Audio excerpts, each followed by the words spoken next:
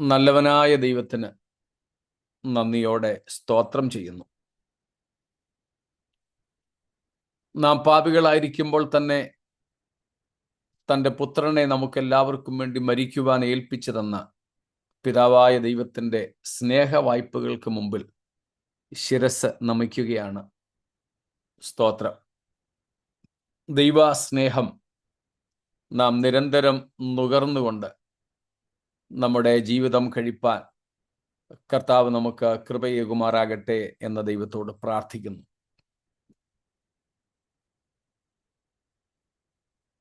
നമ്മുടെ പാപങ്ങൾക്ക് തന്നെത്താൻ പരിഹാരമായി ഏൽപ്പിച്ചു കൊടുത്ത ദൈവപുത്രനായ യേശുവിന്റെ നാമത്തിലുള്ള സ്നേഹ വന്ദനങ്ങളെയും എല്ലാവർക്കും ആദരവോടെ അറിയിക്കുന്നു. നമുക്ക് ഈ പ്രത്യേക ദിവസവും 2025 നവംബർ മാസം 25 കർത്താവിന്റെ സന്നിധിയിലേക്ക് വരുവാൻ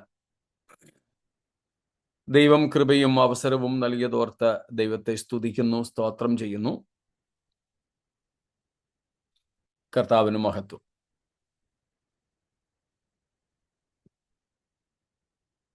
കൂടപ്പെട്ട നിങ്ങളെ എല്ലാവരെയും ഓർത്ത് ദൈവത്തിന് മഹത്വം അർപ്പിക്കുകയാണ്. നിങ്ങളുടെ ദൈവവചനത്തോടുള്ള സ്നേഹത്തിനും സമർപ്പണത്തിനുമായി സന്തോഷത്തോടെ ദൈവത്തെ വാഴ്ത്തുന്നതോടൊപ്പം നിങ്ങളേവർക്കും നന്ദിയും അറിയിക്കുന്നു. നമ്മൾ എബ്രായ ലേഖനം 1 അധ്യായം 4 മുതലുള്ള വാക്യങ്ങളിൽ നിന്ന് ദൈവദൂതന്മാരെക്കാൾ യേശുക്രിസ്തു ശ്രേഷ്ഠനായി തീർന്നു എന്ന ആശയത്തെക്കുറിച്ചാണല്ലോ പഠിച്ചു വരുന്നത്. അതിൽ നമ്മൾ ഇന്നലെ പൂർണ്ണമാക്കുവാൻ കഴിഞ്ഞില്ലെങ്കിലും ചിന്തിച്ചു തുടങ്ങിയത് ദൂതന്മാർ രക്ഷ പ്രാപിപ്പാനുള്ളവരുടെ ശുശ്രൂഷയ്ക്ക് വേണ്ടി അയക്കപ്പെടുന്ന സേവകാത്മാക്കൾ എന്ന ആശയമായിരുന്നു. 1 അധ്യായം 14 വാക്യം നമുക്കൊന്നും കൂടെ വായിക്കാമല്ലോ. 1:14 ഹീബ്രൂസ്. അവരൊക്കെയും രക്ഷ പ്രാപിപ്പാനുള്ളവരുടെ ശുശ്രൂഷയ്ക്ക് അയക്കപ്പെടുന്ന സേവകാത്മാക്കൾ അല്ലയോ? സ്തോത്രം. ഇന്നലെ നമ്മൾ പറഞ്ഞ ചില കാര്യങ്ങൾ ആവർത്തിച്ചേക്കാം. ഇന്നലെ നമുക്ക് മുറിഞ്ഞാണ് കേൾക്കാനും ഒക്കെ കഴിഞ്ഞത് എന്നതുകൊണ്ട്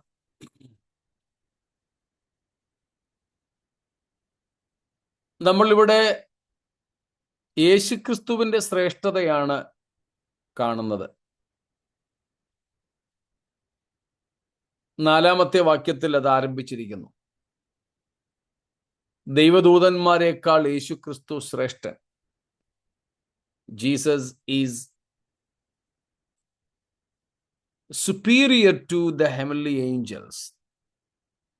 വീണുപോയ ദൂതന്മാരല്ല, ദൈവത്തിന്റെ വിശുദ്ധ ദൂതന്മാർ. അവരെക്കാൾ യേശു ശ്രേഷ്ഠൻ. ആ ശ്രേഷ്ഠതയ്ക്ക് ഏറ്റവും അടിസ്ഥാനം യേശു ദൈവപുത്രനാണ്, ദൂതന്മാർ സൃഷ്ടികളാണ് എന്നുള്ളത് തന്നെ. അതിൻ്റെ വിശദമായ കാര്യങ്ങൾ നമ്മൾ പഠിക്കുകയുണ്ടായി. ആളത്വം കൊണ്ടും അസ്തിത്വം കൊണ്ടും ശുശ്രൂഷ കൊണ്ടുമൊക്കെ യേശുക്രിസ്തു ദൂതന്മാരെക്കാൾ ശ്രേഷ്ഠനായി തീർന്ന കാര്യം. ശ്രേഷ്ഠനായി തീർന്നു എന്നതിൻ്റെ അർത്ഥവും നമ്മൾ കണ്ടു. അത് ആദി മുതലേ, യേശുക്രിസ്തു അനാദി മുതലേ ഉള്ളവനാണ്. എന്നാൽ ദൂതന്മാർ സൃഷ്ടിക്കപ്പെട്ടത് കൊണ്ട്, ദൂതന്മാർ സൃഷ്ടിക്കപ്പെട്ട സമയം മുതൽ, അതാണ് ആദി എന്നതുകൊണ്ട് ഞാൻ ഇവിടെ ഉദ്ദേശിച്ചത്. ആദി മുതലേ യേശുക്രിസ്തു ദൂതന്മാരെക്കാൾ അതിശ്രേഷ്ഠൻ തന്നെയായിരുന്നു. എന്നാൽ യേശുക്രിസ്തു ജഡമെടുത്ത് വന്നതുമായി ബന്ധപ്പെട്ടാണ് നാം കണ്ടത് ക്രിസ്തു ദൂതന്മാരെക്കാൾ അല്പം താണവനായിട്ട് വന്നു. എന്നാൽ യേശുക്രിസ്തുവിന്റെ രക്ഷണ്യ പ്രവൃത്തിയുടെ പൂർണ്ണതയാൽ യേശുക്രിസ്തുവിന്റെ ക്രൂശിൽ നിവർത്തിച്ച വീണ്ടെടുപ്പിന്റെ പ്രവൃത്തിയുടെ സിദ്ധതയാൽ യേശു ഏറ്റവും ഉയർത്തപ്പെട്ടു. അങ്ങനെയാണ് യേശു ദൂതന്മാരെക്കാൾ ശ്രേഷ്ഠനായി തീർന്നു എന്ന് എഴുതിയിരിക്കുന്നത്. നമ്മൾ ആ കാര്യം മറ്റു പല ഭാഗങ്ങളിൽ നിന്നും കൂടെ യാത്ര ചെയ്ത് കാണുകയുണ്ടായി. ഏറ്റവും ഒടുവിലാണ് നമ്മൾ ഇപ്പോൾ ചിന്തിച്ചു കൊണ്ടിരിക്കുന്ന വിഷയത്തിലേക്ക് എത്തിയത്. എന്തേ ദൂതന്മാർ രക്ഷിക്കപ്പെട്ട അല്ലെങ്കിൽ വിശുദ്ധന്മാരുടെ ശുശ്രൂഷയ്ക്ക് വേണ്ടി അയക്കപ്പെടുന്ന സേവകാത്മാക്കൾ എന്ന പ്രയോഗത്തിന്റെ ദുരുപയോഗവും തെറ്റിദ്ധാരണയും ഒന്ന് മാറ്റിയെടുക്കാൻ ഉള്ള ശ്രമത്തിലാണ് നമ്മൾ. നമുക്കൊക്കെ ചിലരൊക്കെ ഈ വിഷയങ്ങളൊക്കെ ഇങ്ങനെ നമ്മൾ പഠിക്കുമ്പോൾ പറയാറുണ്ട്, പാസ്റ്ററെ ഞങ്ങളുടെ ഒരു പ്രാർത്ഥനയുടെ വിഷയം നഷ്ടമായല്ലോ. നേരത്തെ എളുപ്പമായിരുന്നു, കർത്താവിൻ്റെ ദൂതന്മാരെ കാവലേൽപ്പിച്ചിട്ട് അങ്ങ് പോയാൽ മതിയായിരുന്നു. നമ്മുടെ കൂട്ടത്തിൽ തന്നെ തമാശ രൂപത്തിൽ ചിലർ എനിക്ക് മെസ്സേജ് അയച്ചു, ഞങ്ങൾ ഇങ്ങനെയൊക്കെയായിരുന്നു, ഇനിയിപ്പോൾ അത് പറ്റത്തില്ലല്ലോ. അങ്ങനെ ദൂതന്മാരെ ഏൽപ്പിച്ചിട്ട് പോകുമ്പോൾ മനസ്സിനൊരു ധൈര്യമൊക്കെ ഉണ്ടായിരുന്നു, ഇനിയിപ്പം എങ്ങനെയായിരിക്കും എന്നുള്ള ഒരു നിലയിൽ നമ്മുടെ കൂട്ടത്തിൽ തന്നെ ഉള്ളവർ എന്നോട് പറഞ്ഞിട്ടുണ്ട്. അപ്പം അങ്ങനെയുള്ള ഒത്തിരി നമ്മുടെ പ്രാർത്ഥനാ വാചകങ്ങളൊക്കെ ഉണ്ട്. രക്തം കൊണ്ടുള്ള മുദ്രയിടയിലും ദൂതന്മാരെ കാവലേൽപ്പിക്കലും ഒക്കെ അതിനകത്ത് വരുന്ന കാര്യമാണ്. അപ്പോൾ അതിൻ്റെ വേദപുസ്തക അടിസ്ഥാനമാണ് നമ്മളിപ്പോൾ നോക്കിക്കൊണ്ടിരിക്കുന്നത്. ദ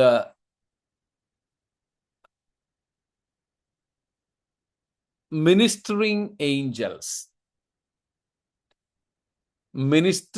ഏഞ്ചൽസ് രക്ഷ പ്രാപിപ്പാനുള്ളവരെ അല്ലെങ്കിൽ രക്ഷിക്കപ്പെടുവാനുള്ളവരെ അല്ലെ രക്ഷിക്കപ്പെടുന്നവരെ ശുശ്രൂഷിക്കുന്ന ദൂതന്മാർ. ആ വിഷയമാണ് നമ്മൾ നോക്കുന്നത്. അതുമായി ബന്ധപ്പെട്ട് നമ്മൾ ഇന്നലെ ഏറ്റവും ഒടുവിൽ വന്ന ചോദ്യം ഗാർഡിയൻ ഏഞ്ചൽസ് എന്നുള്ളതായിരുന്നു. Guardian Angeles.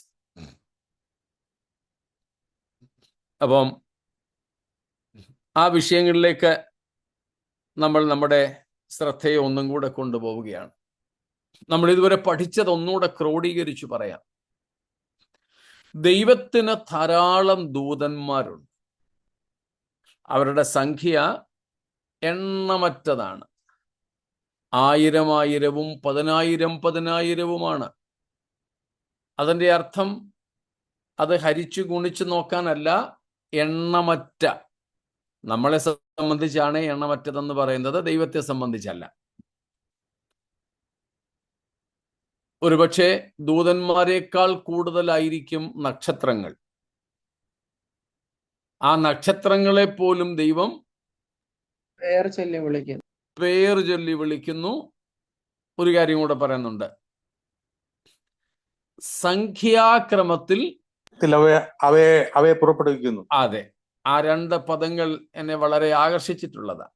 പേര് ചൊല്ലി വിളിക്കുന്നു, സംഖ്യാക്രമത്തിൽ അവയെ പുറപ്പെടുവിക്കുന്നു. യെശയ്യാ 40-ാം അധ്യായത്തിൽ പറയുന്ന കാര്യമാണ്.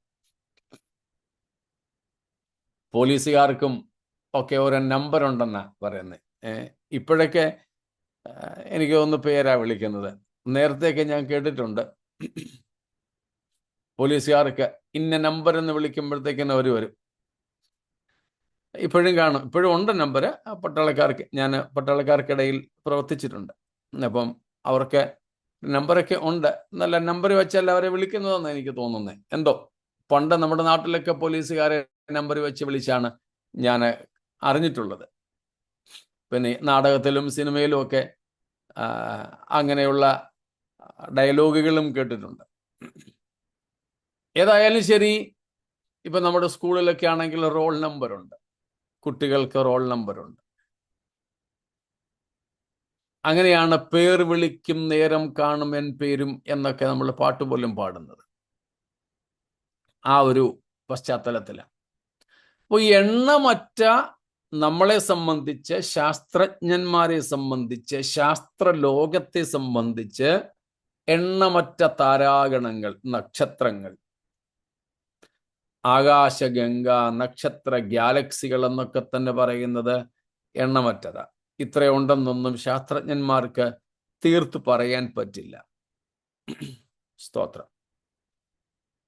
അപ്പം അങ്ങനെ ഇരിക്കെ ഈ എണ്ണമറ്റ നക്ഷത്രങ്ങളെ മുഴുവനും അവയ്ക്കെല്ലാം പേരിട്ടും വിളിക്കുന്നുണ്ട്. അവയെല്ലാം സംഖ്യാക്രമത്തിൽ പുറപ്പെടുവിക്കുന്നുമുണ്ട്. സീരിയൽ നമ്പർ അനുസരിച്ചെന്ന് വേണമെങ്കിൽ നമുക്കങ്ങ് പറയാം, സംഖ്യാക്രമത്തിൽ. എന്നിട്ട് അവിടെ ഒരു വാചകം കൂടെ എഴുതിയിട്ടുണ്ട്, അവയിൽ ഒന്നും കുറഞ്ഞു കാണുകയില്ല. ഒന്നും കുറഞ്ഞു കാണുകയില്ല. സ്തോത്രം. നമ്മുടെ കയ്യിൽ ഇരിക്കുന്ന 100 രൂപയുടെ ചില്ലറ 2 പ്രാവശ്യം എണ്ണിയാൽ 2 തുകയായിരിക്കും കിട്ടുന്നത്. നമ്മൾ എഴുതി വെച്ചിരിക്കുന്ന കണക്ക് ആദ്യം ഒന്ന് കൂട്ടി എഴുതി, എന്നാൽ അങ്ങനെ തന്നെയാണോ എന്നറിയാൻ ഒന്നും കൂടെ കൂട്ടിയാൽ സംഖ്യ മിക്കവാറും തെറ്റും.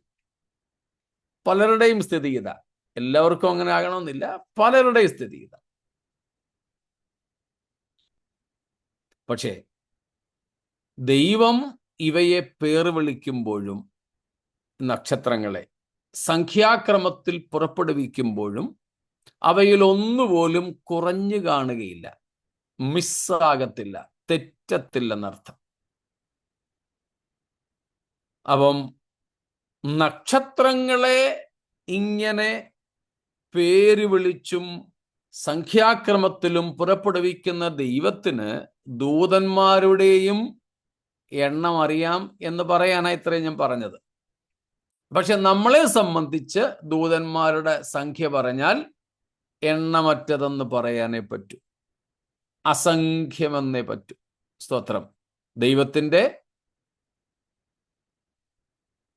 ദൂതഗണങ്ങൾ അസംഖ്യമാണ്, അസംഖ്യമത്രേ. സ്തോത്രം. ഈ അസംഖ്യം ദൂതന്മാർക്ക് പലതരത്തിലെ ഉത്തരവാദിത്വങ്ങളുണ്ട്. വേദപുസ്തകത്തിൽ നിന്നും നമുക്കങ്ങനെ മനസ്സിലാക്കാനായിട്ട് സാധിക്കും. പല ഉത്തരവാദിത്വങ്ങൾ ദൂതന്മാർക്കുള്ളതായിട്ട് പഴയ നിയമത്തിലും പുതിയ നിയമത്തിലും നമുക്കത് കാണുവാനായിട്ട് സാധിക്കുന്നുണ്ട്. അതിൽ ഒരു ഉത്തരവാദിത്വമാണ് നാം ദാനിയേൽ 12-ാം അധ്യായത്തിന്റെ 1-ാമത്തെ വാക്യത്തിൽ കാണുന്നത്. ഡാനിയേൽ 12:1, 12:1. ആ കാലത്ത് നിന്റെ സ്വജാതിക്കാർക്ക് തുണ നിൽക്കുന്ന മഹാപ്രഭുവായ മീഖായേൽ എഴുന്നേൽക്കും. നിന്റെ സ്വജാതിക്കാർക്ക് തുണ നിൽക്കുന്ന മഹാപ്രഭുവായ മീഖായേൽ. അപ്പോൾ മീഖായേൽ എന്ന ആർക്കേഞ്ചൽ, പ്രധാന ദൂതനെ ഇവിടെ ദൈവം തന്നെ ദാനിയേലിന് പരിചയപ്പെടുത്തി കൊടുക്കുന്നത് ഇസ്രായേൽ ജനത്തിന്, നിന്റെ സ്വജാതിക്കാർക്കെന്ന് പറഞ്ഞാൽ ഇസ്രായേലിന് തുണ നിൽക്കുന്നവൻ എന്ന അർത്ഥത്തിലാണ്. അപ്പം തീർച്ചയായിട്ടും ദൂതന്മാരെ ദൈവം തൻ്റെ ജനത്തിൻ്റെ സംരക്ഷണത്തിന് വേണ്ടി നിയമിച്ചിട്ടുണ്ട്. ഇവിടുത്തേത് ഏതാണ്ട് ഒരു പെർമനന്റ് നിയമനം പോലെയാ, ഒരു സ്ഥിര നിയമനം പോലെയാ തോന്നുന്നത്. ഇസ്രായേൽ മക്കൾക്ക് വേണ്ടി പോരാടാൻ അല്ലെങ്കിൽ അവരെ സംരക്ഷിക്കാൻ ദൈവം ഏൽപ്പിച്ചിട്ടുള്ള ദൂതന്മാർ. സ്തോത്രം. എന്നാൽ ഓർക്കുക, ഈ കാര്യമെല്ലാം ദൈവത്തിൻ്റെ നിയന്ത്രണത്തിലാണുള്ളത്. നമ്മൾ കഴിഞ്ഞ ദിവസവും പറഞ്ഞതുപോലെ ഈ ദൂതന്മാരാരും സർവവ്യാപികൾ അല്ല. ഈ ദൂതന്മാരാരും സർവജ്ഞാനികളുമല്ല. സർവശക്തൻ എന്നുള്ളത് അവിടെ നിൽക്കട്ടെ.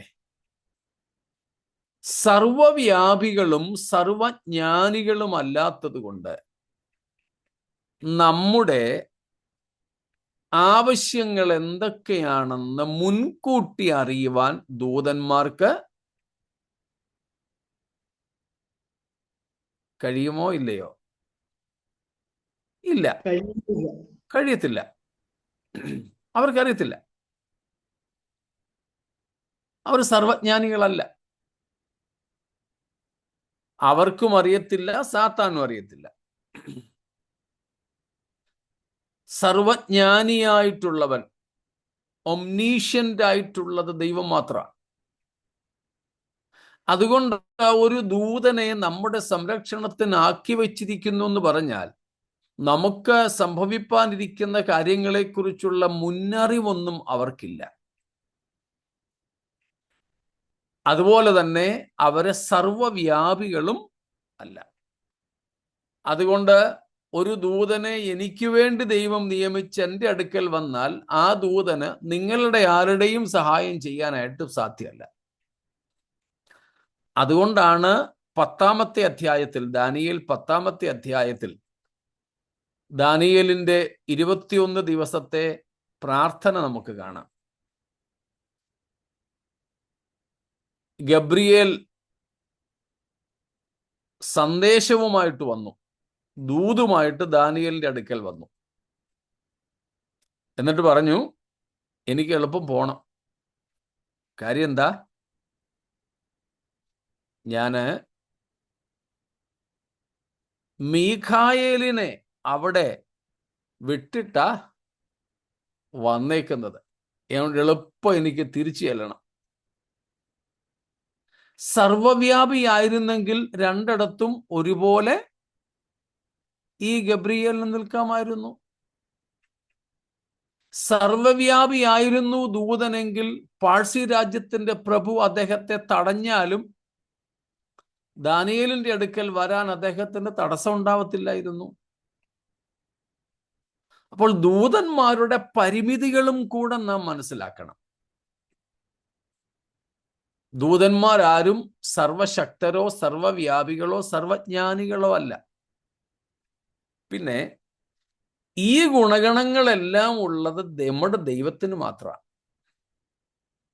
അതുകൊണ്ട് നമ്മുടെ ആവശ്യങ്ങളുടെ ശുശ്രൂഷയ്ക്ക് വേണ്ടിയിട്ട് ദൂതന്മാരെ ആക്കിയാൽ പോലും അത് ചെയ്യുന്നത്, നിയമിക്കുന്നത് ദൈവമാണ്. ദൈവമാണ്. ദൈവം നിയമിക്കുന്ന ഏത് ശുശ്രൂഷയും അവർ ചെയ്തോട്ടെ, നമുക്കതിനൊരു വിരോധമില്ല.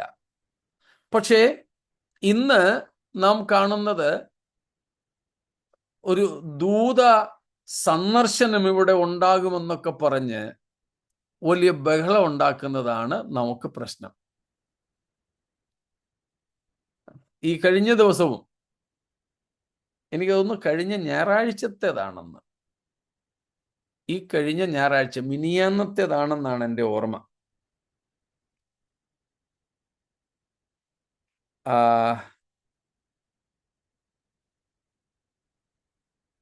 ഞാൻ അതിൻ്റെ ഒരു സ്ക്രീൻഷോട്ട് എടുത്ത് വെച്ചിരുന്നു.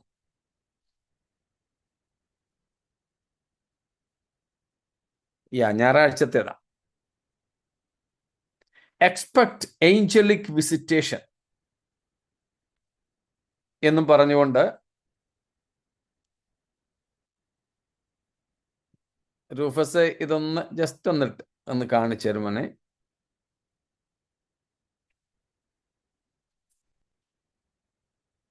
ഇന്ത്യയിലെ ഒരു പ്രധാനപ്പെട്ട സഭയിലെ ഞായറാഴ്ചത്തെ സഭായോഗത്തിന് അതിൻ്റെ പ്രധാന പാസ്റ്റർ അവരുടെ ജനത്തെ കാണിച്ചതാ. അതിനകത്ത് ആളൊക്കെ ഉള്ളത് കൊണ്ട് നിങ്ങൾക്ക് പെട്ടെന്ന് മനസ്സിലാവും. വേറെ എങ്ങനെ നിങ്ങൾ കാണിക്കണ്ട. ഇത് എക്സ്പെക്ട് ഏഞ്ചലിക് വിസിറ്റേഷൻസ്. മനസ്സിലായോ? ദൂതന്മാരുടെ സന്ദർശനത്തിന് നിങ്ങൾ തയ്യാറാവുക എന്ന്. ഇങ്ങനെയുള്ള ഉപദേശങ്ങളോടാണ് നമുക്ക് വിയോജിപ്പുള്ളത്.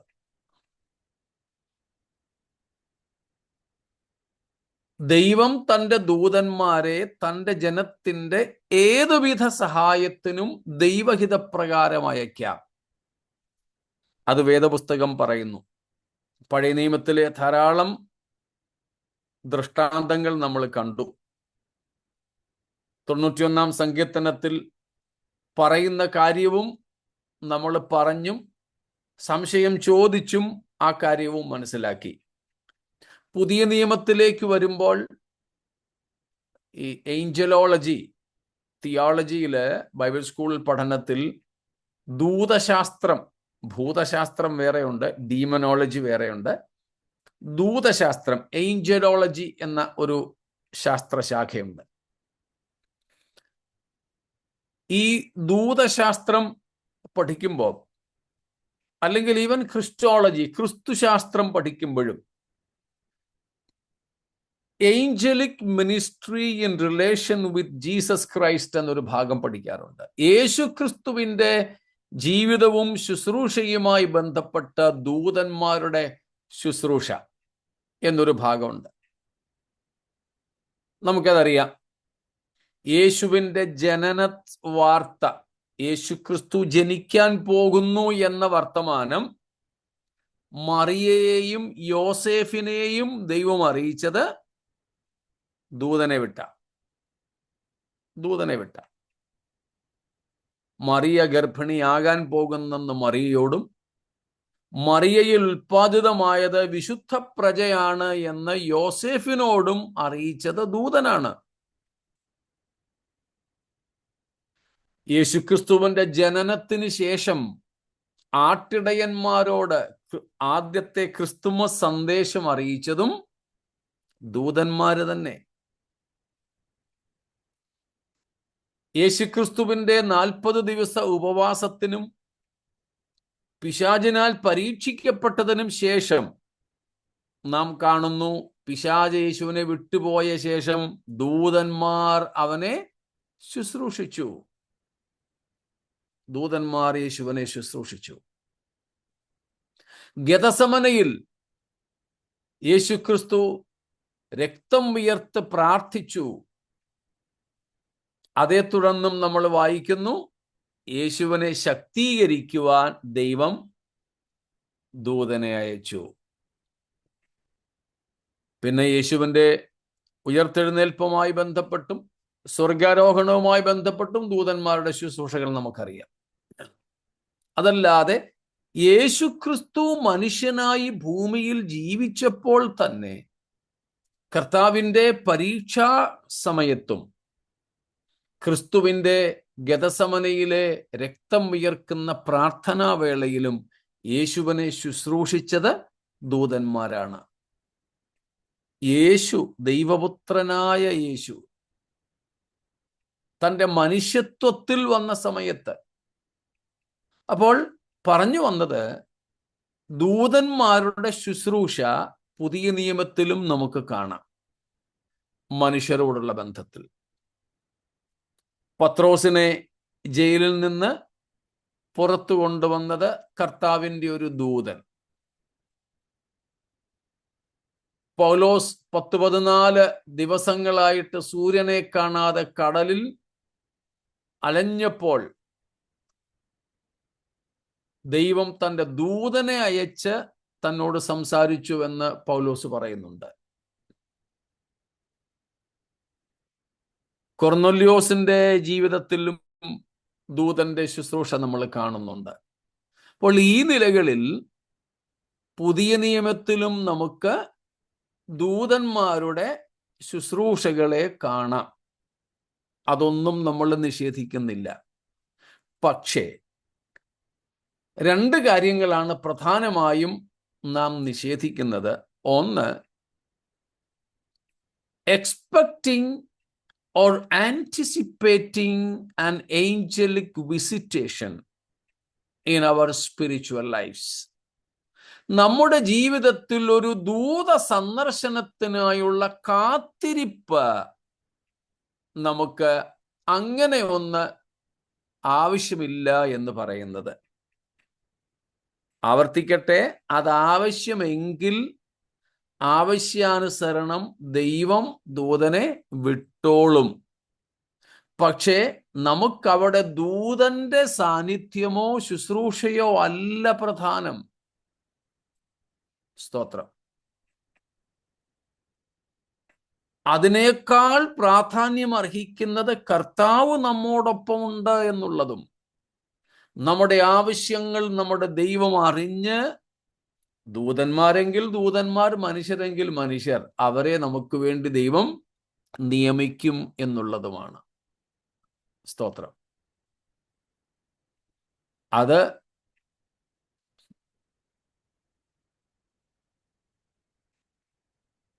ഇങ്ങനെ ദൈവം ദൂതനോട് കൽപ്പിച്ചിട്ട് വിശുദ്ധന്മാരുടെ ആവശ്യങ്ങൾക്ക് ശുശ്രൂഷിക്കുവാൻ വേണ്ടി അവരെ വിട്ടിട്ടുണ്ട് എന്നുള്ളത് സത്യമാണ്. അതിൻ്റെ അടിസ്ഥാനത്തിൽ ഒരു ദൂത സന്ദർശനം കാത്തിരിക്കുക എന്നത് അഭികാമ്യമല്ലെന്നാണ് നമ്മൾ പറഞ്ഞത്. കാരണം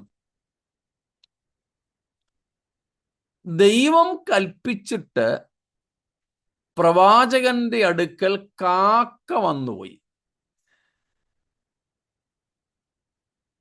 അതുകൊണ്ടൊരു കാക്കയുടെ സന്ദർശനം നമ്മൾ കാത്തിരിക്കുക എന്ന് പറഞ്ഞാൽ, സ്തോത്രം, നമുക്ക് കാക്ക വരുന്നതും ദൂതൻ വരുന്നതുമല്ല വിഷയം.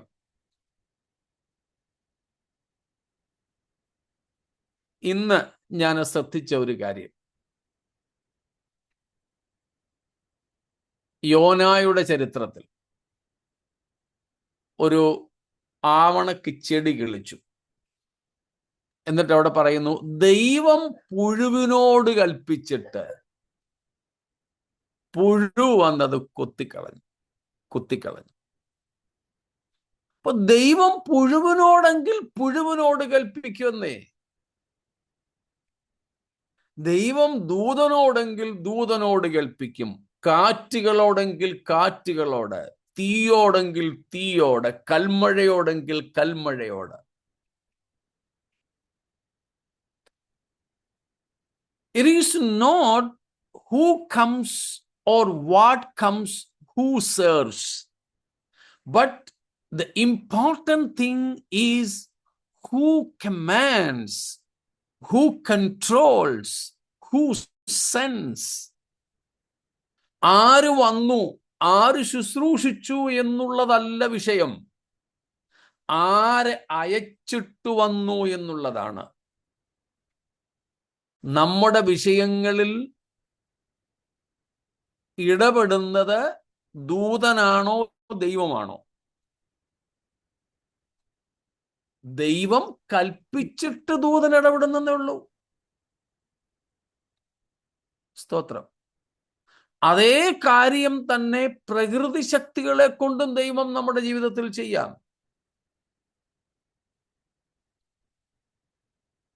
പ്രകൃതി ശക്തികളെ കൊണ്ടും. അതുകൊണ്ട്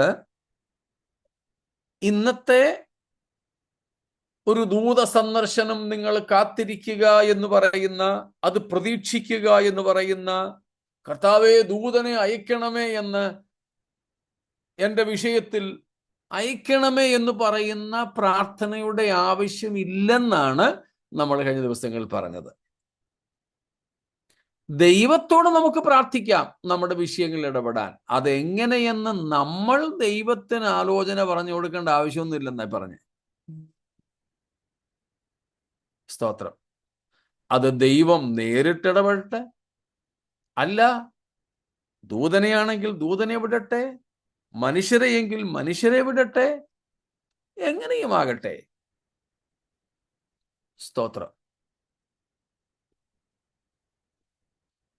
ഇപ്പൊ രണ്ട് കാര്യങ്ങളാണ് നമ്മൾ ഈ വിഷയത്തിൽ ചിന്തിക്കുന്നത്. ഒന്ന്, ഇപ്പോൾ നമ്മൾ പറഞ്ഞതുപോലെ എക്സ്പെക്ടിങ് ആൻ ഏഞ്ചലിക് വിസിറ്റേഷൻ, അതിൻ്റെ ആവശ്യം നമുക്കില്ല. മറ്റൊന്ന്, നമ്മൾ ദൂതന്മാരോട് കൽപ്പിക്കുന്ന കാര്യം, അതിനെക്കുറിച്ച് നമ്മൾ കണ്ടു കഴിഞ്ഞായിരുന്നു. നമ്മൾ തന്നെ ദൂതന്മാരോട് കൽപ്പിക്കുന്ന കാര്യം വേദപുസ്തകത്തിൽ ഒരടിസ്ഥാനവും അതിനില്ല. ദൂതനോട് കൽപ്പിക്കാൻ ദൈവം നമുക്ക് അനുവാദം തന്നിട്ടില്ല.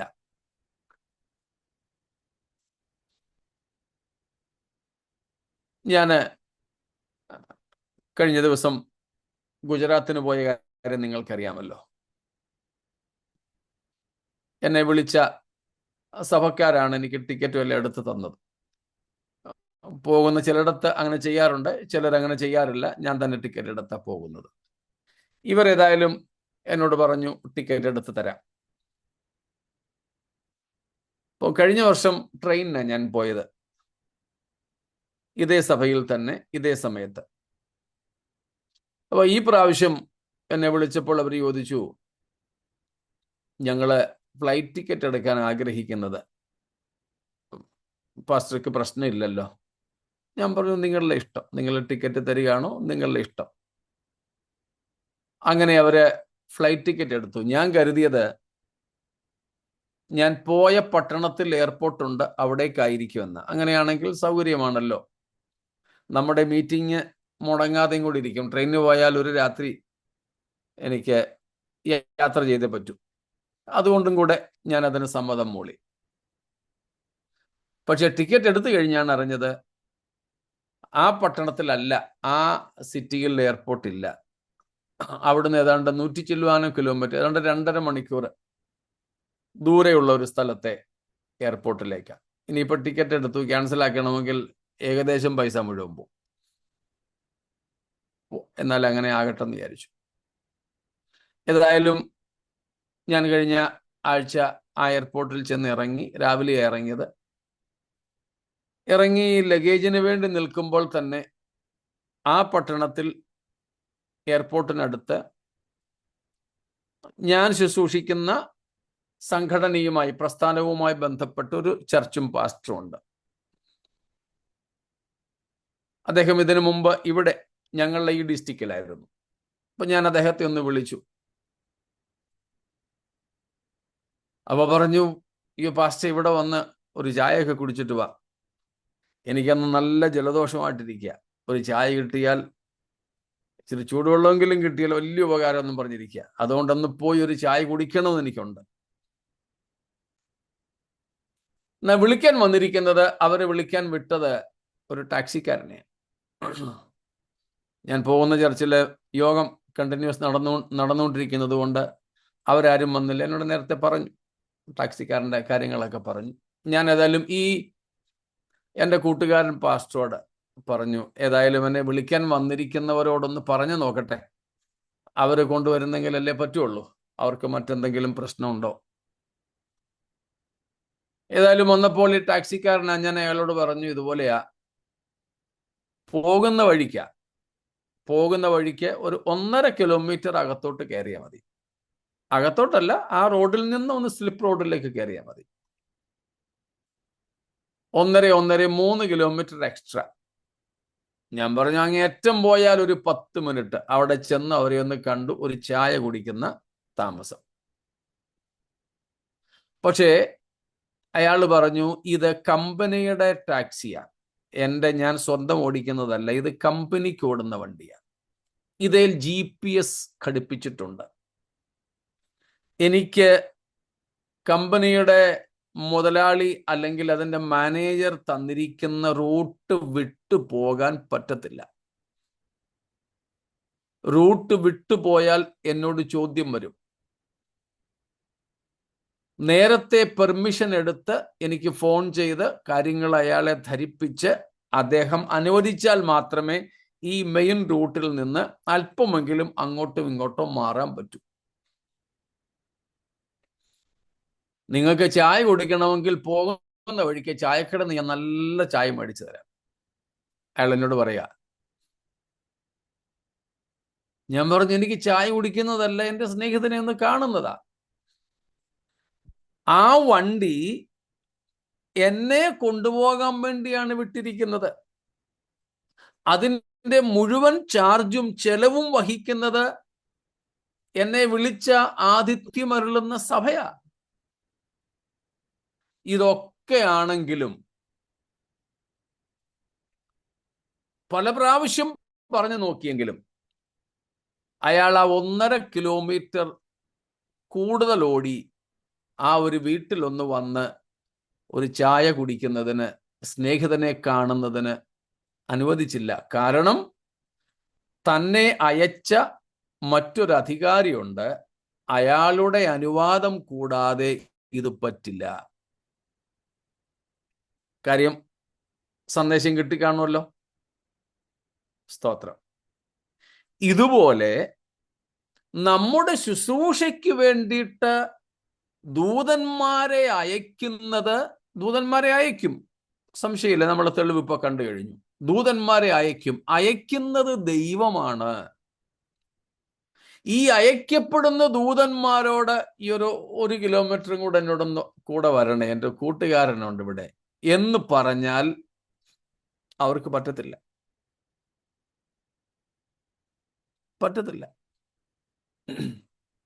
അവർ വരില്ല. അപ്പോൾ അവരോട് കൽപ്പിക്കാനോ അവരോട് അപേക്ഷിക്കാനോ ഒന്നുമുള്ള അനുവാദം നമുക്ക് ദൈവം തന്നിട്ടില്ലെന്നാണ് ഈ പറഞ്ഞത്. സ്തോത്രം. ചില വീടുകളില് വേലക്കാരുണ്ട്. മക്കളെ വേലക്കാരെ കൂട്ടി ചിലപ്പോൾ എവിടെയെങ്കിലും വിടും. ചിലപ്പോൾ കളിക്കാനായിരിക്കും വിടുന്നത്. ചിലപ്പോൾ മക്കൾക്ക് വേലക്കാരെ കാവലിരുത്തിയിട്ട് വീട്ടുകാർ പുറത്തു പോകാറുണ്ട്. ആ സമയത്ത് ഈ മക്കൾക്ക് എന്തൊക്കെ ചെയ്തു കൊടുക്കണമെന്ന് അപ്പനും അമ്മയും വേലക്കാർക്ക് നിർദ്ദേശം കൊടുത്തിട്ടാണ് പോകുന്നത്. ചില പിള്ളേര് അപ്പനും അമ്മയും പോയി കഴിയുമ്പോൾ അവര് പറഞ്ഞതിന് വിപരീതമായ പലതും ചെയ്യാൻ ഈ വേലക്കാരുടെ മേൽ നിർബന്ധം ചെലുത്തും. വിശ്വസ്തരായ ജോലിക്കാരാണെങ്കിൽ അവർ പറയും, ഇല്ല, പപ്പ വഴക്കു പറയും, മമ്മി അതിന് അനുവാദം തന്നിട്ടില്ല. മോനും പപ്പായോട് ചോദിക്കുക, പപ്പ, ഡാഡി, മമ്മി പറഞ്ഞാൽ ഞാനത് ചെയ്തു തരാം. ആ വീട്ടുടമസ്ഥൻ ഏൽപ്പിച്ചതിനപ്പുറം വീട്ടുടമസ്ഥന്റെ മക്കൾക്കു വേണ്ടി ചെയ്യാൻ അവിടുത്തെ ജോലിക്കാർക്ക് പറ്റില്ല. അപ്പനും അമ്മയും പറഞ്ഞത് കൂടാതെ ഈ മക്കൾക്ക് ഇവരോട് പറയാൻ കൽപ്പിക്കാൻ പറ്റില്ല. എന്നതുപോലെ തന്നെ വേദപുസ്തകത്തിൽ എവിടെയും ദൂതന്മാരോട് വിശുദ്ധന്മാർ, മനുഷ്യർ എന്നുള്ളത് വിട്, വിശുദ്ധന്മാരാരും എന്തെങ്കിലും കൽപ്പിച്ച് നാം കാണുന്നതേയില്ല. അതുകൊണ്ട് ഈ രണ്ട് കാര്യങ്ങൾ, ഒരു ദൂത സന്ദർശനത്തിന് വേണ്ടി കാത്തിരിക്കുക എന്നത് ദൈവിക സന്ദർശനത്തിന് വേണ്ടി കാത്തിരിക്കുക എന്നതിനേക്കാൾ താഴേക്ക് ഇടയിലുള്ളതാണ്.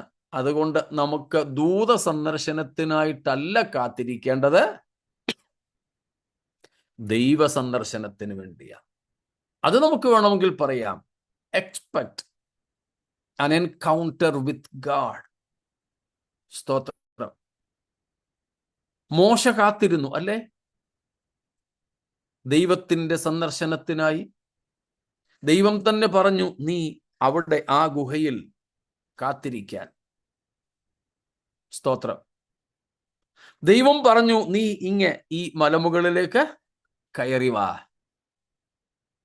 സ്തോത്രം. കയറി വാ. അപ്പോൾ ദൈവിക സന്ദർശനത്തിനായി നമുക്ക് തീർച്ചയായും കാത്തിരിക്കാം. കർത്താവേ, മോശയോടങ്ങിടപെട്ടതുപോലെ, ദാനിയേലിനോടങ്ങിടപെട്ടതുപോലെ എന്നോട് സംസാരിക്കണമേ, ഇടപെടണമേ. അത് നമുക്കാകാം. അത് ദൈവം ഇനി ദൂതന്മാരെ അയച്ചിട്ടാണോ? ആയിക്കോട്ടെ. പക്ഷെ നമ്മൾ ദൂതന്മാർക്ക് വേണ്ടി അല്ല കാത്തിരിക്കുന്നത്, ദൈവത്തിനായിട്ടാണ്. പഴയ നിയമത്തിലായിട്ടുകൂടെ എന്താ ഭക്തൻ പറയുന്നത്? ഞാൻ ആർക്ക് വേണ്ടി കാത്തിരിക്കുന്നു എന്നാ? ദൈവത്തിനായി കാത്തിരുന്നു, അവനെങ്കിലേക്ക് ചാഞ്ഞു കേട്ടു. 40-ാം സങ്കീർത്തനത്തിൽ അതാണ് പറയുന്നത്. 42 കോരഹപുത്രന്മാർ അതാണ് പറയുന്നത്. 63 അതാണ് പറയുന്നത്. സ്തോത്രം. 27:4 ദാവീദ് അതാ പറയുന്നത്, ഞാൻ യഹോവയോട് ഒരു കാര്യം അപേക്ഷിച്ചു, ദൂതനെ കാണാനല്ല, ദൈവത്തിന്റെ മനോഹരത്വം കാണുവാൻ, അവന്റെ വിശുദ്ധ മന്ദിരത്തിൽ ധ്യാനിപ്പാൻ. മറ്റൊന്നുമല്ല, ദൈവത്തെക്കാൾ താഴ്ന്ന ഒന്ന് നമുക്ക് വേണ്ട. നിങ്ങൾക്ക് ഓർമ്മ കാണുമല്ലോ, നമ്മൾ പഠിച്ചിട്ടുള്ളത്, വിഷയങ്ങളെ 5ആയിട്ട് തരംതിരിച്ച് പഠിച്ചിട്ടുള്ളത് ഓർമ്മ കാണുമല്ലോ. ലൗകികം, ഭൗതികം, ഓർക്കുന്നു, ആത്മീകം, സ്വർഗീയം, ദൈവികം. യെസ്, ദൈവികം. 5ആയിട്ട് നമ്മൾ തരംതിരിച്ച് പഠിച്ചിട്ടുണ്ട്. നമ്മൾ അന്ന് പഠിച്ചതാണ്, സ്വർഗീയം കൊണ്ടുപോലും നാം തൃപ്തരാകരുതെന്ന്. ദൂത സന്ദർശനമോ ദൂത സാന്നിധ്യമോ കൊണ്ടുപോലും നാം തൃപ്തരാകരുതെന്ന്. അതിനും അപ്പുറത്തുണ്ടെങ്കിൽ അതാണ് നമുക്ക് വേണ്ടത്, അതാണ് ദൈവീകം. അപ്പോൾ ദൈവത്തെക്കാൾ ദൂതനെ കാണാനും ദൂത സന്ദർശനം അനുഭവിക്കുവാനും മറ്റുള്ളവരെ, ദൈവജനത്തെ, ദൈവസഭയെ പ്രേരിപ്പിക്കുന്നത് ദൈവത്തിൽ നിന്നും മനുഷ്യന്റെ ഹൃദയത്തെ അകറ്റുന്നതാ. അത് നമുക്ക് വേണ്ട. നമ്മൾ മിനിയാന്നും പഠിച്ചതുപോലെ, ദൂതനെ നിന്റെ മുമ്പിൽ ഞാൻ അയക്കാമെന്ന് ദൈവം ഇങ്ങോട്ട് പറഞ്ഞിട്ടും അത് വേണ്ടെന്ന് പറഞ്ഞ ഇസ്രായേൽ മക്കളെ പോലെയും മോശയെ പോലെയും നാം ആയിരിക്കണം. നീ എന്നോടുകൂടെ പോരുന്നില്ലെങ്കിൽ ദൂതനെ വേണ്ട, ഞങ്ങൾക്ക് അങ്ങയെ മതി. ദൂതന്മാരോട് കൽപ്പിക്കുവാനോ അല്ലെങ്കിൽ ദൂതന്മാരോട് പ്രാർത്ഥിക്കുവാനോ അനുവാദമില്ല. സ്തോത്രം. ദൂതനെ അയക്കണേ എന്ന് പോലും നമുക്ക് പ്രാർത്ഥിക്കേണ്ട ആവശ്യം ഇല്ല. ദൈവം ആരെയാന്ന് വെച്ചാൽ അയച്ചോട്ടെ.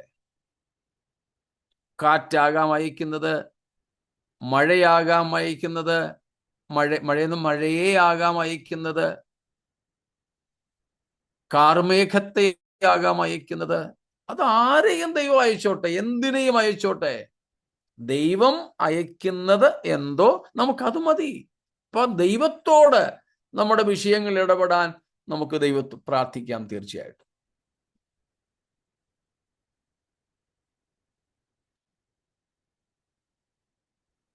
ഇത്രയും കാര്യങ്ങൾ വ്യക്തമാണോ?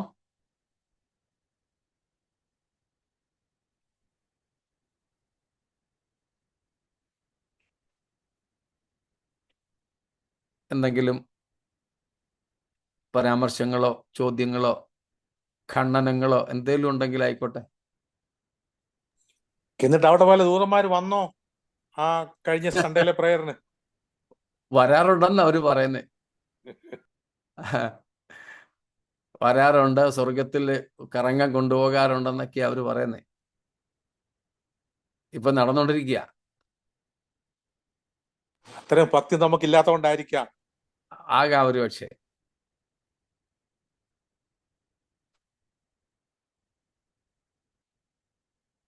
അപ്പം ജനത്തിന്റെ മനസ്സ് പോകുന്നത് കണ്ടില്ലേ? ദൈവത്തെ കാത്തിരിക്കുന്നതിന് പകരം ദൂതനെ കാത്തിരിക്കുന്ന ഒരവസ്ഥയിലേക്ക് മാറുക. അത് തെറ്റാണെന്ന് നമുക്ക് തോന്നത്തില്ല ഒറ്റയടിക്ക്. ദൈവദൂതനെയല്ലേ, അതിന് ഈ തെളിവുകളൊക്കെ ഇങ്ങനെ അങ്ങോട്ട് എടുത്തു നിരത്തും.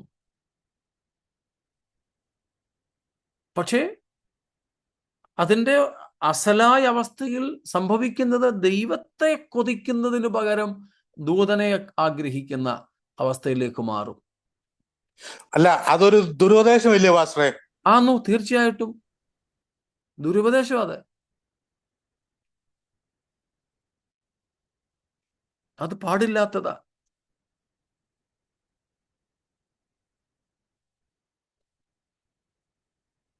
ഇത് മാത്രമല്ല, പല പല പുതിയ ഡിസ്കവറിയും അവിടെ പ്രസ്താവിക്കപ്പെടാറുണ്ടെന്ന് അറിയപ്പെടുന്നു. ഉണ്ട്.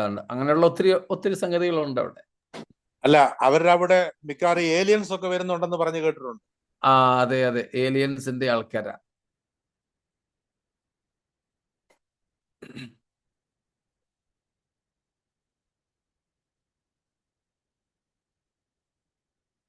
അപ്പോൾ ഈ പശ്ചാത്തലത്തിലായിരുന്നു ഇന്നലത്തെ ചോദ്യം വന്നത്. മത്തായി 18:10-11 വാക്യങ്ങളിൽ വെച്ച് ഈ ചെറിയവരിൽ ഒരുത്തനെ പോലും എന്ത് ചെയ്യാൻ പാടില്ലെന്നാ കർത്താവ് പറഞ്ഞേ? തുച്ഛീകരിക്കരുത്. അതിന് കാരണം പറഞ്ഞു. ഒന്നും കൂടെ വായിച്ചു 10-11 വാക്യങ്ങൾ. ഈ ചെറിയവരിൽ ഒരുത്തനെ തുച്ഛീകരിക്കാതിരിപ്പാൻ സൂക്ഷിച്ചുകൊള്ളുവീൻ. സ്വർഗത്തിൽ അവരുടെ ദൂതന്മാർ സ്വർഗസ്ഥനായ എന്റെ പിതാവിന്റെ മുഖം എപ്പോൾ എന്ന് ഞാൻ നിങ്ങളോട് പറയും. സ്തോത്രം. ഈ വാക്യത്തിൽ നിന്നാണ് ഗാർഡിയൻ ഏഞ്ചൽസ് എന്ന ഒരു ചിന്ത പലരും പറയാറുള്ളത്. Guardian angels. നമ്മൾ മുമ്പേ ദാനിയേൽ 12:1 നിന്നും വായിച്ച വാക്യത്തിൽ നിന്നാണ് ഇന്നലെ ഞാൻ പറഞ്ഞ guardian angels for every nation, ഓരോ ജാതിക്കും അല്ലെങ്കിൽ രാജ്യത്തിനുമുള്ള സംരക്ഷണ ദൂതന്മാർ എന്ന ആശയം വന്നത്. ഈ മത്തായി 18:10-11 നിന്നാണ് ഓരോ വ്യക്തികൾക്കും ഇൻഡിവിജ്വൽ ഗാർഡിയൻ ഏഞ്ചൽസ്, ഓരോ വ്യക്തികൾക്കും കാവൽ ദൂതന്മാരുണ്ട് എന്ന ആശയം ഉരുത്തിരിഞ്ഞത്. ഇവിടെ ഈ വാക്യത്തിന്റെ അടിസ്ഥാനത്തിൽ തീർച്ചയായിട്ടും അതില് നമ്മൾ മുമ്പേ കണ്ടതുപോലെ ഓരോ വിശുദ്ധന്മാരുടെയും ആവശ്യാനുസരണം അയക്കാൻ ദൈവത്തിന്റെ പക്കൽ ദൂതന്മാരുണ്ട്. അതിന് സംശയമില്ല. സമയാസമയങ്ങളിൽ അയച്ചിട്ടുമുണ്ട്, അയക്കാറുമുണ്ട്.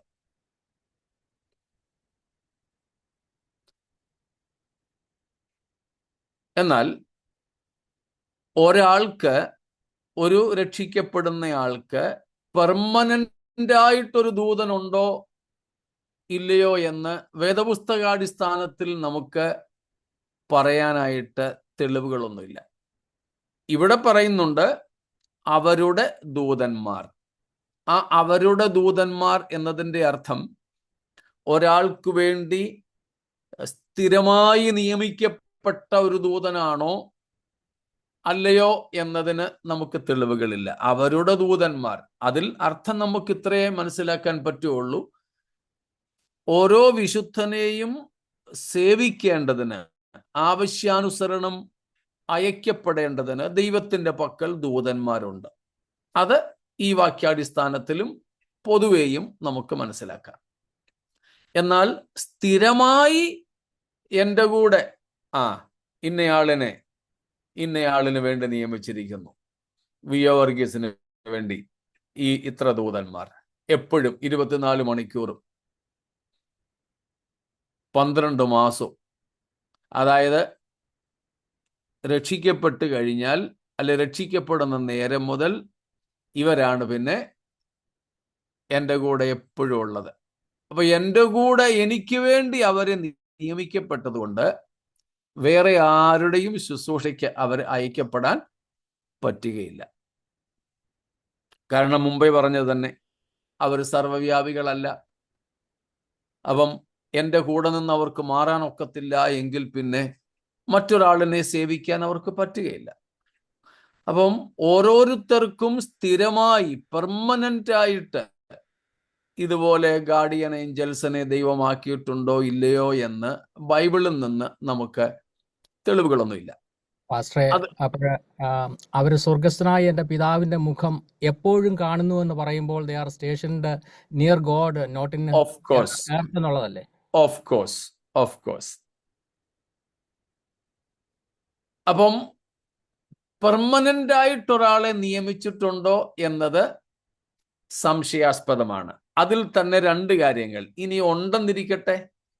ഉണ്ടെങ്കിൽ ഇപ്പം ജോസ് പാസ്റ്റർ പറഞ്ഞതുപോലെ അവർ എനിക്ക് വേണ്ടി ദൈവസന്നിധിയിലായിരിക്കുന്നുവോ അതോ അവർ എനിക്ക് വേണ്ടി എൻ്റെ കൂടെ ആയിരിക്കുന്നുവോ? അതാണ് അടുത്ത ചോദ്യം വരുന്നത്. ആ വാക്യത്തിൽ നിന്ന് ഇപ്പോൾ ജോസ് പാസ്റ്റർ പറഞ്ഞതുപോലെ നമുക്ക് കൃത്യമായിട്ട് മനസ്സിലാക്കാം, അവർ എൻ്റെ കൂടെയല്ല, അവർ ദൈവസന്നിധിയിലാണ് എനിക്ക് വേണ്ടി. അപ്പോൾ എനിക്ക് വേണ്ടി അവർ ദൈവസന്നിധിയിലായിരിക്കുന്നെങ്കിൽ ഒരിക്കലും എനിക്ക് വേണ്ടി പക്ഷവാദം ചെയ്യാനല്ലല്ലോ, അല്ലെങ്കിൽ നമുക്ക് വേണ്ടി പക്ഷവാദം ചെയ്യുവാനല്ലല്ലോ. കാരണം പക്ഷവാദം ചെയ്യാൻ ഒറ്റ ഒരാൾ മാത്രമേ ഉള്ളൂ, നമ്മുടെ കർത്താവായ യേശു. സ്ലീഹന്മാരില്ല, സ്ലീബന്മാരില്ല, ദൂതന്മാരില്ല മധ്യസ്ഥതയ്ക്ക്. യേശു ക്രിസ്തു മാത്രമേ ഉള്ളൂ. അപ്പോൾ ഈ ദൂതന്മാർ, നമ്മുടെ ദൂതന്മാർ ദൈവത്തിന്റെ സന്നിധിയിൽ കർത്താവിന്റെ മുഖം കണ്ടുകൊണ്ടിരിക്കുന്നു എന്ന് പറയുന്നത് കൊണ്ട് അവർ നമ്മോടൊപ്പമായിരിക്കുന്നു എന്നല്ല, നമുക്ക് വേണ്ടി ദൈവസന്നിധിയിലായിരിക്കുന്നു എന്ന് മനസ്സിലാക്കാം. എന്തിനു വേണ്ടിയിട്ട്? നമുക്കായിട്ടുള്ള ദൈവത്തിന്റെ അരുളപ്പാടുകൾ നിവർത്തിക്കാൻ, ദൈവത്തിന്റെ കൽപ്പനകൾ നമ്മോടുള്ള ബന്ധത്തിൽ നിവർത്തിക്കാൻ. നമുക്ക് വേണ്ടി ദൈവസന്നിധിയിൽ ആയിരിക്കുന്നു എന്ന് പറഞ്ഞാൽ നമ്മെ സഹായിക്കേണ്ടതിന്, നമ്മെ അറിയിക്കേണ്ടതിന്, നമ്മളുമായുള്ള ബന്ധത്തിൽ എന്തെങ്കിലും ഒരു ശുശ്രൂഷ നിർവഹിക്കേണ്ടതിന് അവർക്ക് കൽപ്പന കൊടുക്കുന്നോ എന്ന് അവർ കാത്തിരിക്കുന്നു. അത്രേ ഉള്ളൂ. അവർ നമ്മോടൊപ്പം എന്ന് ആ വാക്യാടിസ്ഥാനത്തിലും പറയാൻ പറ്റത്തില്ല. അതുകൊണ്ട് നമ്മുടെ ഗാർഡിയൻ ഏഞ്ചൽസ് എന്ന് അവരെ നമുക്ക് ആ നിലയിൽ വിളിക്കുവാൻ കഴിയത്തില്ല. പകരം അവർ ദൈവസന്നിധിയിൽ നമുക്ക് വേണ്ടി നിൽക്കുന്നു. ഇതിനെ തീർച്ചയായിട്ടും 91-ാം സങ്കീർത്തനത്തിൽ നിന്ന് നമ്മൾ മിനിയാന്ന് നമ്മുടെ അന്നമ്മയാന്റിയും ചോദിച്ച ചോദ്യത്തോട് ചേർത്ത് വയ്ക്കാം. അവൻ നിന്നെക്കുറിച്ച് തൻ്റെ ദൂതന്മാരോട് കൽപ്പിക്കും. അപ്പോൾ ഈ ദൂതന്മാർ നമുക്ക് വേണ്ടിയുള്ള ദൈവത്തിൻ്റെ ആജ്ഞ എന്തെന്ന് അറിയാൻ, ആ ഒരു ഓർഡർ സ്വീകരിക്കാൻ സദാ സന്നദ്ധരായി ദൈവസന്നിധിയിലുണ്ട്. അവർക്ക് വേറെ ഒരു പണിയില്ലല്ലോ. അപ്പം ഈ ദൂതന്മാർ ദൈവസന്നിധിയിൽ നമുക്ക് വേണ്ടി ആയിരിക്കുമ്പോൾ ദൈവം അവരെ നമ്മുടെ സഹായത്തിന് എപ്പോൾ വേണമെങ്കിലും ആജ്ഞ കൊടുത്തയക്കാം. ദൈവത്തിൻ്റെ സുവാർത്താദൂതികൾ അസംഖ്യമാകുന്നു. കർത്താവ് അവർക്ക് സുജവായിക്കായിരുന്നു അത്. അല്ല, സങ്കീർത്തനം 68:15 ഞാൻ ചോദിക്കാൻ തുടങ്ങുമായിരുന്നു. കർത്താവ് ആജ്ഞ കൊടുക്കുന്നു, സുവാർത്താ ദൂതകൾ വലിയൊരു ഗണമാകുന്നു എന്ന് എഴുതിയിരിക്കുന്നതും ഇത് തന്നെയാണോ? അതെ. അപ്പം അതും 91-ാം സങ്കീർത്തനത്തിലെ വാക്യവും ഈ മത്തായി 18:10-11 എല്ലാം കൂടെ ഒരുമിച്ച് ചേർത്ത് വെച്ചാൽ നമുക്കിതിന് ഉത്തരം കിട്ടും. ദൈവസന്നിധിയിൽ ദൂതന്മാർ എപ്പോഴും തയ്യാറാ. നമ്മെ സംബന്ധിച്ച് ദൈവം അവർക്ക് എന്ത് കൽപ്പന കൊടുക്കുന്നുവോ അത് നിവർത്തിക്കാൻ അവർ തയ്യാറാ. അപ്പം അതാണ് ഇവിടെ പറയുന്നത്. ഇനി അവരെ നമ്മൾ ഗാർഡിയൻ ഏഞ്ചൽസ് എന്ന് വിളിക്കുന്നെങ്കിൽ വിളിച്ചോ, തെറ്റൊന്നുമില്ല, കുഴപ്പമൊന്നുമില്ല. പക്ഷേ തെളിയിക്കാൻ എനിക്ക് വേണ്ടി എപ്പോഴും എൻ്റെ കൂടെ ഒരാളുണ്ട് പറഞ്ഞ് നമ്മൾ കേട്ടിട്ടുണ്ടല്ലോ. ദൈവം ദൂതനെ നമ്മുടെ കൂടെ അയച്ചിട്ടുണ്ട്. നമ്മൾ മിക്കപ്പോഴും പ്രാർത്ഥിക്കുന്നു അങ്ങനെയാണല്ലോ, കർത്താവേ നിന്റെ ദൂതനെ എനിക്ക് മുമ്പായിട്ട് അയക്കണേ. നമ്മൾ എവിടെയെങ്കിലും പോവുക, യാത്ര പോവുക. വണ്ടിക്കാണ് പോകുന്നത്, നമ്മുടെ കാറിലാണ് പോകുന്നത്. അപ്പൊ ഈ കാറിൽ പോകുമ്പോൾ നമ്മുടെ കൂടെ യാത്ര ചെയ്യാനാണ് ദൂതനെ അയച്ചേക്കുന്നത്. അവിടുത്തെ സ്പീഡ്, മാക്സിമം സ്പീഡ് 100 കിലോമീറ്ററാണ്. അപ്പോൾ ഈ ദൂതന് ദൈവം കൊടുത്തിട്ടുള്ള കൽപ്പന 100 കിലോമീറ്റർ സ്പീഡിൽ പോകാനാണ്. പക്ഷെ നമ്മൾ 110 120 പോവുകയാണെങ്കിൽ, സാധാരണ പ്രസംഗിച്ച് കേൾക്കുന്ന ഒരു കാര്യമാണ്, 100 110 പോവുകയാണെങ്കിൽ ദൂതൻ അപ്പോഴും 100 കിലോമീറ്റർ സ്പീഡിലേ ഉള്ളൂ. അപ്പം നമ്മൾ ദൂതനേക്കാൾ ഒത്തിരി മുമ്പിലായിരിക്കും, ദൂതം പുറകെ വരുന്നതേ ഉള്ളൂ. അതുകൊണ്ടാണ് പലപ്പോഴും ദൈവമക്കൾക്കൊക്കെ ആക്സിഡന്റ് ഉണ്ടാകുന്നതെന്ന് ചിലരിങ്ങനെ പറയാറുണ്ട്.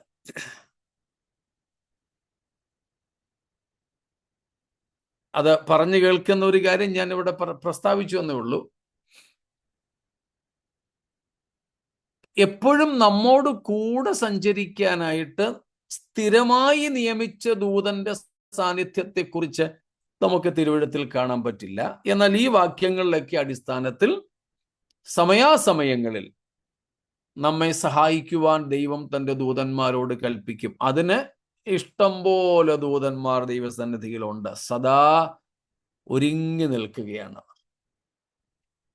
അതിനിപ്പോ അവരോട് കൽപ്പിക്കണേ എന്നൊന്നും നമ്മൾ പറയേണ്ട ആവശ്യവുമില്ല. നമുക്ക് ദൈവത്തോട് അപേക്ഷിക്കാം, ദൈവത്തോട് ദൈവത്തിന്റെ സഹായത്തിനായിട്ട് അപേക്ഷിക്കാം, ദൂതന്റെ സഹായത്തിന് വേണ്ടിയല്ല. നമുക്കതിൻ്റെ ആവശ്യമില്ലെന്നാ പറഞ്ഞത്. ദൂതന്മാരെ വേണമെങ്കിൽ ദൈവം അയച്ചോളൂ. നമുക്ക് ദൈവത്തിന്റെ സഹായം ആഗ്രഹിച്ചാലും ആവശ്യപ്പെട്ടാലും മതി. സ്തോത്രം.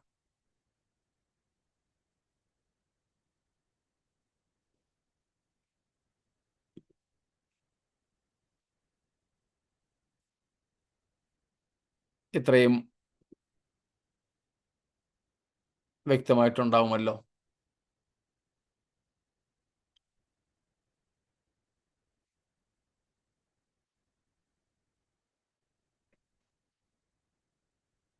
മറ്റൊന്നും ഇല്ലെങ്കിൽ നമുക്കിന്നിവിടെ നിർത്താം. നമ്മോടൊപ്പം ലോകാവസാനത്തോളം എല്ലാ നാളും കൂടെ ഉണ്ടെന്നരുളി ചെയ്ത നമ്മുടെ കർത്താവിൻ്റെ സാന്നിധ്യം മറ്റാരുടെ സാന്നിധ്യത്തെക്കാളും അധികമായി ആഗ്രഹിച്ചുകൊണ്ട്, കർത്താവെ, അങ്ങയുടെ സന്നിധിയിൽ നിന്നും മാറിപ്പോകുവാൻ എനിക്കിടയാകരുതേ. അങ്ങയുടെ സാന്നിധ്യം ഞങ്ങൾക്ക് ഇല്ലാതാകരുതേ. അങ്ങ് ഞങ്ങളോട് കൂടെ വരാതിരിക്കരുതേ. ആ ഒരു ആഗ്രഹത്തോടെ നമുക്ക് കർത്താവിൻ്റെ സന്നിധിയിലേക്ക് അടുത്തു വരാം, നമ്മെ തന്നെ സമർപ്പിക്കാം. ആ സാന്നിധ്യത്തിൽ നിരന്തരം വസിപ്പാൻ ദൈവമായ കർത്താവ് നമുക്ക് ഈ വചനങ്ങളാൽ കൃപ ചെയ്യട്ടെ. ദൈവം നമ്മെ അനുഗ്രഹിക്കുമാറാകട്ടെ.